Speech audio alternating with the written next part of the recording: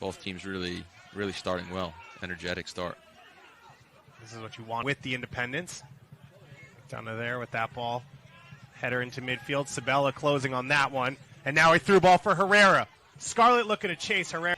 You throw the stats out the window, and he just plays really well. He just affects the games in so many other ways than just goals and assists. He does really runs. Trying to get on the ball is tremendous, and we haven't played with that same aggression. And you've seen that in the start here today. And he said, we talk about it, we work on it. Hugh Roberts said, we feel like we're gelling in practice. We haven't. He's had the only 2 looks of the game. 4. Still has the ability, if he wants to either take a gap year and stay with New York Red Bulls too, but maintain his amateur eligibility. Really fun to watch, and sort of shocking when you first see him, the way he flies into tackles and jumps around the field, and he's just flying all over the place. I think John Tolkien's maybe... And now steps forward. Stroud tries to bring it down, cleared by Herrera. Chaos here in the box for Charlotte, and now they're suffocating press here from New York. And finally, Bocanegra gets it over the top. Herrera against Jordan Scarlett. Here we go. We have a chance coming now, a counterattack. Space for Bocanegra. Down the wing. Knocked back to Bocanegra. He puts the cross in to the far post. White shirt struggled with injuries. Basically missed almost all of his first season before returning in mid-July.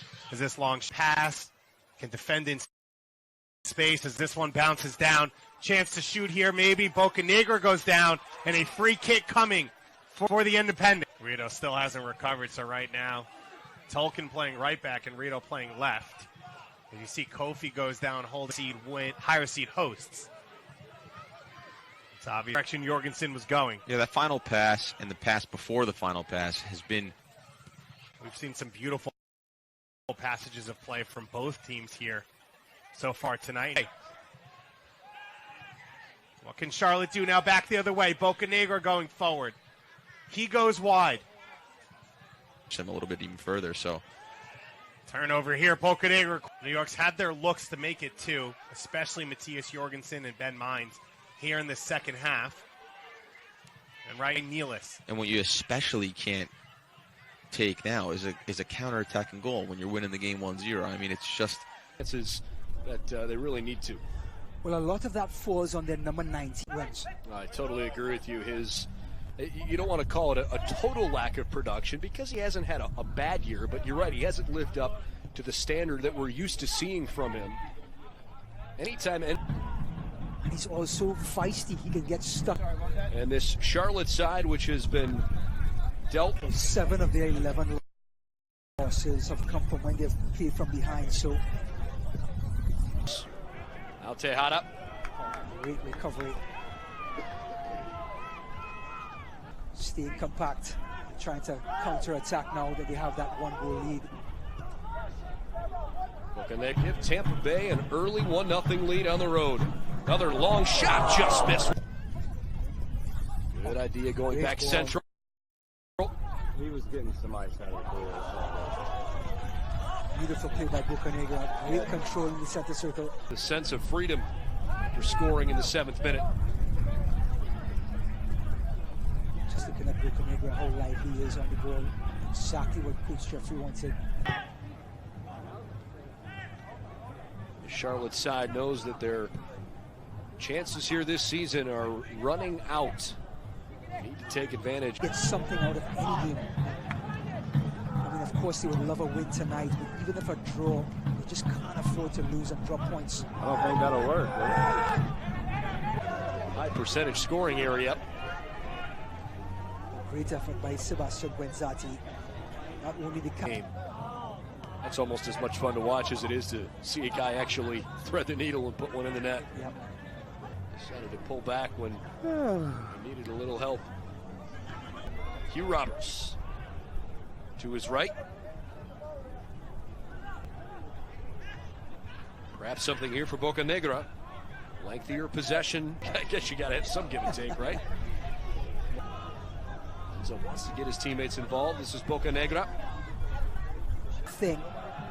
Sit deep.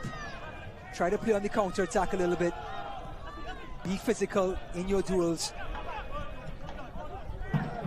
To Malik Johnson, allow their dribbling skills and pace to create some chances on that wing for the Rowdies. Weeks ago, Coach Collins wanted to get Juan Tejada back with Seba Guenzati up top, and really wanted Tejada to get back on that score sheet. He had a long drought without any goals. I know that Tejada's had a crack, but I think that idea entered into his head about 3 or 4 minutes before that. Well, when you have a 2-0 lead, it's a little easier to pull that trigger for sure. Good call. More to go. First sub of the game, by the way, for either team.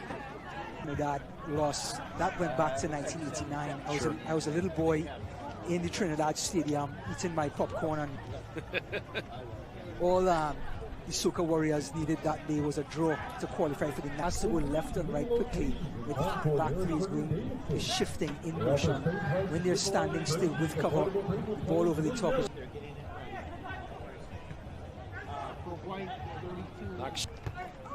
On a hat trick. What a good night for him and for the Rowdies. Over and into the box. Here it is.